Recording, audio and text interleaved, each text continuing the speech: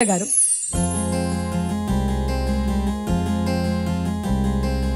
ఎవరు రాయగలరు